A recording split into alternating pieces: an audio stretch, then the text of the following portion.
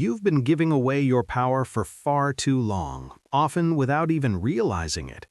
Every time you reacted to someone who did not deserve access to your mind, every time you explained yourself to people committed to misunderstanding you, and every time you allowed another person's behavior to disturb your inner peace, you surrendered a portion of your freedom.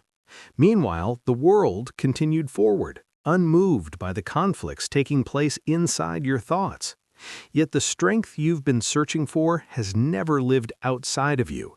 It has always existed within, quiet, steady, immovable, waiting for you to notice it and claim it. Stoicism reminds us that nothing external can truly wound us unless we hand it permission. The instant you begin guarding your attention, restraining your impulses, and treating your peace as sacred, you reclaim the authority that was never supposed to leave your hands in the first place. Real strength rarely announces itself. It does not shout, posture, or demand recognition. It is revealed in restraint, in silence, in the calm ability to remain rooted while the world tries to pull you in every direction. Real freedom is equally intentional. It is built each time you choose not to waste your energy, each time you refuse to answer provocation with impulse, and each time you pause long enough to let wisdom intervene before emotion takes over. Through these small acts of discipline, you create the life you were always capable of living. In those deliberate moments, clarity rises, priorities sharpen, the distractions that once controlled you begin to fade into irrelevance. True power is not found in force or noise, it is found in self-mastery. Every word you speak, every argument you enter, and every emotional response you offer carries weight, but too often that weight is not yours to bear. It clutters the mind, drains the spirit, and binds you to problems that do not deserve your life force. You feel the urge to explain, to justify, to correct, yet the only understanding you truly require is your own. Your time, your calm, and your attention are among the rarest forms of wealth you possess. Once they are given to the wrong people, they cannot be fully recovered. Attention is currency. When it is spent on the manipulative, the chaotic, or the trivial, it disappears. When it is invested in what aligns with your purpose, it multiplies. Each thoughtless reaction is a withdrawal. Over time, enough withdrawals leave you mentally and emotionally bankrupt. Protecting your attention is not weakness, it is wisdom. Imagine someone trying to provoke you. Their words are crafted to drag you into a storm that nourishes only them. Every time you react, you confirm their power over your state of mind. But the moment you refuse to respond, you take that power back. They are left with confusion, uncertainty, and silence. While they scramble to interpret your stillness, your mind remains undisturbed, your heart steady, your energy preserved. What they hoped to take from you returns to you through your restraint. Their efforts reveal something important. The need to provoke is not a sign of their strength, but of their dependence. When someone needs your reaction in order to feel significant, they expose their own instability. The observer has the advantage because the observer operates from discipline, not desperation. Every pause becomes protection. Every withheld response becomes armor. Some may call this indifference cold, but it is not coldness at all. It is discernment. It is the conscious refusal to allow chaos into the center of your life. It is the ability to care deeply without caring recklessly. It is the discipline of choosing carefully where your emotional investment belongs. Selective care, purposeful engagement, and measured presence are the foundations of resilience. They create a life in which outside confusion brushes against you lightly, if at all, because you have already decided what deserves residence in your consciousness and what does not. That is not detachment from life, it is alignment with it. The clearest expression of power often appears in the smallest decisions. The message you do not answer, the argument you decline, the needless debate you refuse to enter. Each time you withhold your attention from what diminishes you, you strengthen your sovereignty. You build an internal fortress, not out of hostility, but out of discernment, self-respect, and deliberate use of energy. This fortress is not designed to isolate you from the world. It is designed to keep your inner life from being ruled by it. Boundaries are not walls of bitterness, they're structures of wisdom. They determine what enters your mind, what remains outside, and what deserves your presence. To master this, you must understand your triggers. You must know what unsettles you, what provokes defensiveness, and what criticism or slight causes your emotions to rise before your judgment can intervene. Mastery does not mean never being triggered. It means noticing the trigger without surrendering to it. It means observing the surge before it becomes action. It means deciding whether the moment deserves your involvement. That decision is power. Someone may accuse you, mock you, bait you, or question you, but none of that means you are required to respond. The freedom lies in your ability to choose. Silence accomplishes what explanation often cannot. It becomes a mirror in which others see themselves, rather than a stage on which you perform your innocence or your outrage. Silence denies validation to those who seek it through disruption. It leaves them with themselves, and while they sit in the uncertainty of not being able to move you, you preserve what matters most: your clarity, your direction, and your energy. Time spent in restraint is never wasted, it is invested. It deepens composure, strengthens self-trust, and teaches the mind to remain governed by principle rather than impulse. To live without compulsive reaction is to begin living intentionally. You stop being pulled by every noise around you. You stop confusing urgency with importance. You stop assuming that every disturbance deserves entry into your peace. Instead, you become deliberate. You conserve your energy for things that actually matter. Purpose begins to replace performance. Inner steadiness begins to replace emotional dependency. And with every act of restraint, your inner stability grows stronger. You do not become passive, you become directed. Carl Jung observed that everything that irritates us about others can lead us toward an understanding of ourselves. This is why restraint is not merely about managing people, it is about discovering your own mind. When you resist the urge to react, you begin to notice where your energy naturally leaks, what still controls you, and what values you truly live by. In refusing needless engagement, you gain self-knowledge. In preserving your peace, you gain clarity. And in choosing not to fight every battle, you become the architect of your own mental landscape. The Stoics understood that much of suffering is self-created. Seneca wrote that we are more often frightened than harmed, and that imagination causes more suffering than reality. This is because many disturbances only become powerful after we let them inside. A careless remark, a hostile tone, a judgment from a stranger. These things gain force only when we decide they define something important.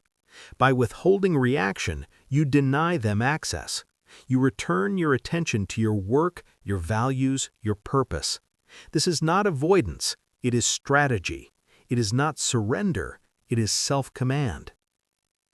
Epictetus taught that it is not what happens to us, but how we react to it that matters. In this, he revealed one of the deepest truths of freedom. Reaction is a choice. To exercise restraint is to exercise liberty. Every time you resist the pull of unnecessary engagement, you reclaim your energy. Every time you preserve your calm, you recover your power. Every careful response or chosen silence is a vote for the kind of life you want to live. Attention is among the most valuable resources you possess. Unlike money, it cannot be replenished once wasted. Yet many people scatter it carelessly, hoping to gain validation, approval, or understanding from those who neither value nor deserve it. They explain themselves to critics, justify themselves to the judgmental, and exhaust themselves seeking harmony with people who are committed to conflict. The result is always the same: confusion, fatigue, frustration. The only person who benefits from your distracted energy is the one who distracts you. But when you reclaim your attention and treat it like sacred currency, the balance changes. You no longer react because someone demands it.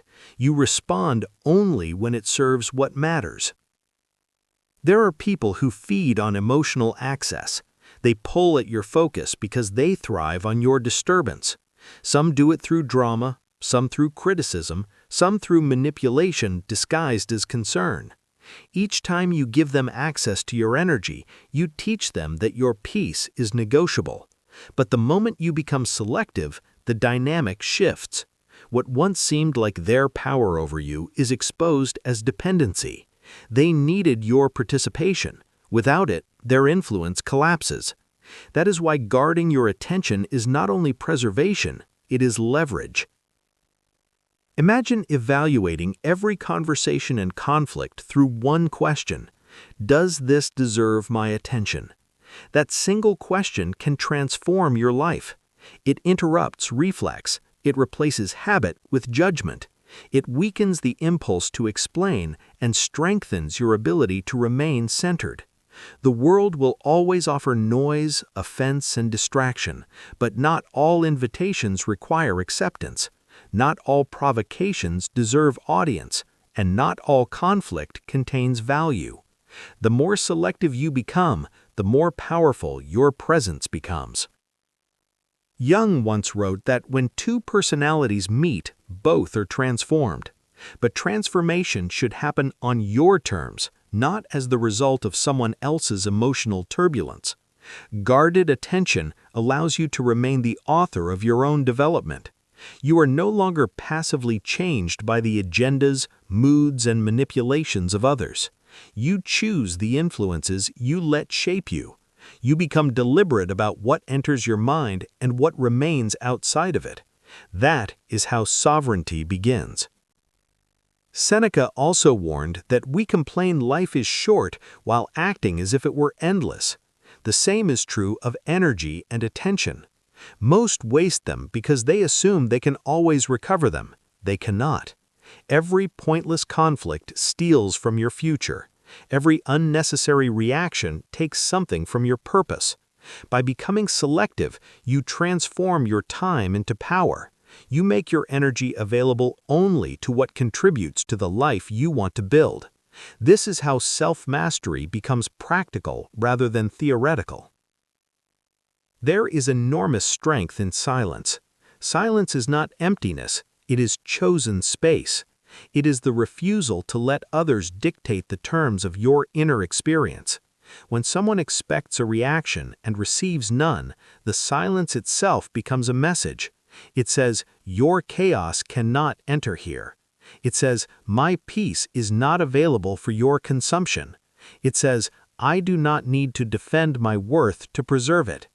Silence is powerful because it is controlled. It is a boundary expressed without hostility. Marcus Aurelius said that you have power over your mind, not outside events. Silence is the practice of that truth. It is the living refusal to surrender your inner state to the random provocations of the external world. By delaying reaction, by observing before responding, you become capable of choosing your emotional reality instead of inheriting it from circumstances. This is how a mind becomes unassailable, not by eliminating difficulty, but by refusing to be ruled by it. The practice of silence must be consistent to become powerful. It is easy to remain composed when nothing challenges you. It is far more meaningful to remain composed when insult, temptation, criticism, or provocation appears. Every time you choose calm over compulsion, you reinforce autonomy. You teach your nervous system that peace is not conditional. Over time, this shifts from effort into identity. You no longer perform restraint, you become restrained. You no longer try to be unshaken. You become difficult to shake. But power is not only found in silence, it is also found in selective presence. You do not need to be available to everyone all the time.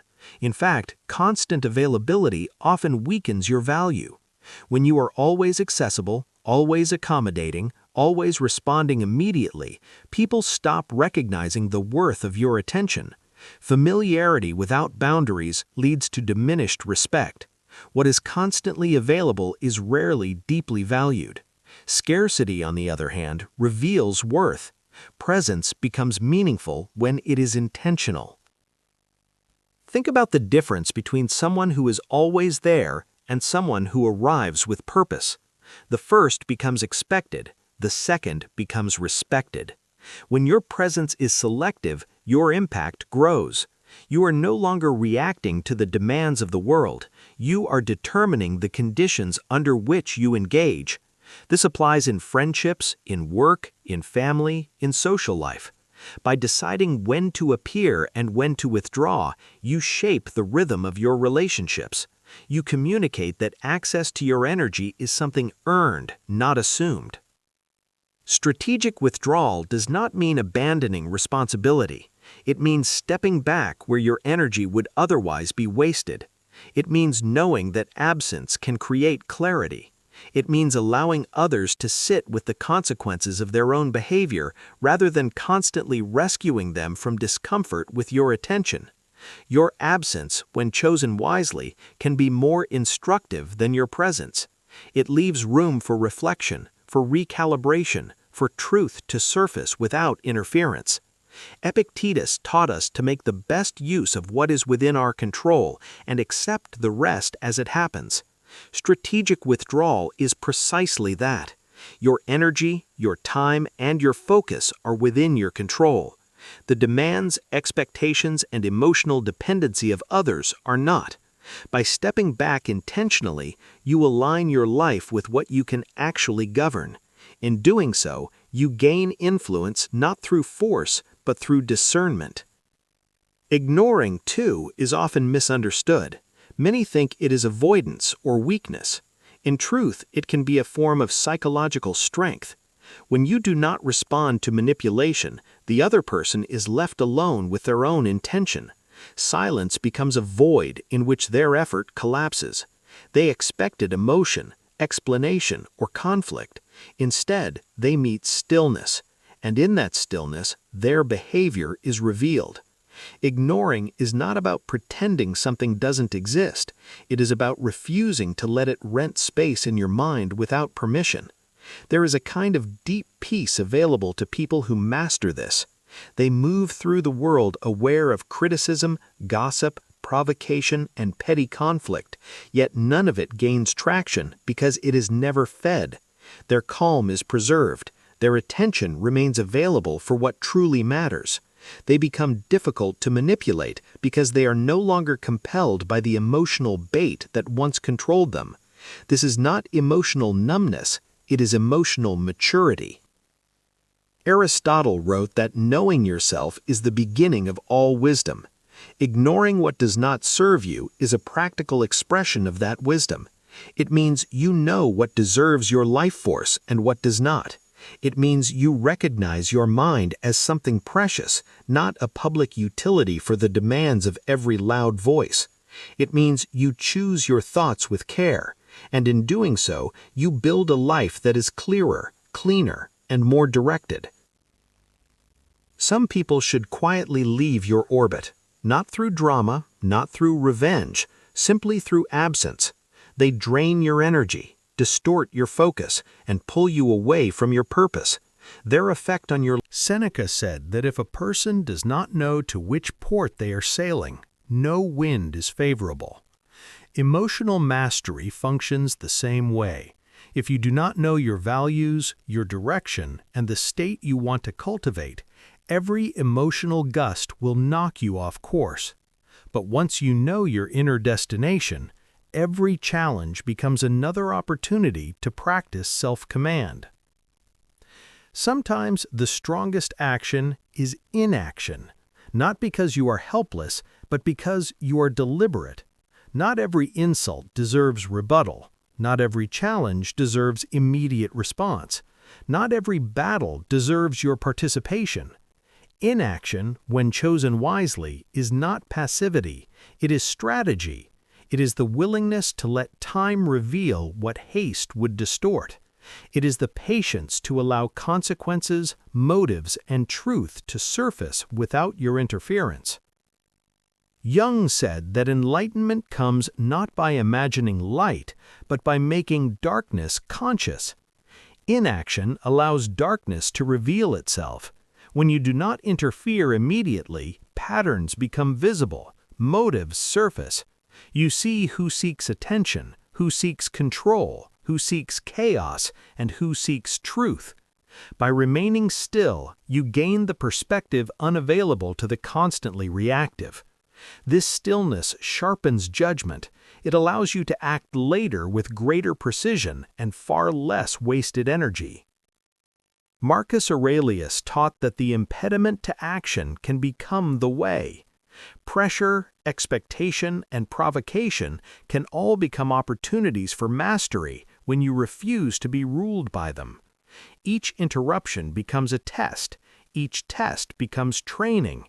Each act of deliberate non-reaction strengthens the person you are becoming.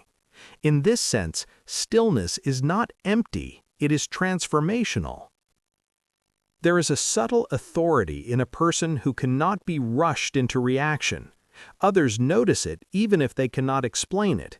Your quiet becomes presence. Your restraint becomes weight. Your deliberate pace becomes contrast in a world addicted to speed, conflict, and noise. You influence without shouting. You protect your mind without withdrawing from life. You act only when it matters, and because of that, your actions carry more force. In the end, your power has never been outside of you. It has always lived in the pause before reaction, in the silence before speech, in the discipline to choose what deserves your energy and what does not. Every moment of restraint has been shaping the person you were meant to become. Calm, focused, difficult to disturb. Free not because the world became gentle, but because you became sovereign. Carry that strength with you. Guard your attention like wealth. Treat your peace like a sanctuary. Move through the world with a deliberate mind and an unshaken center. The world will keep offering noise. You do not have to keep accepting it.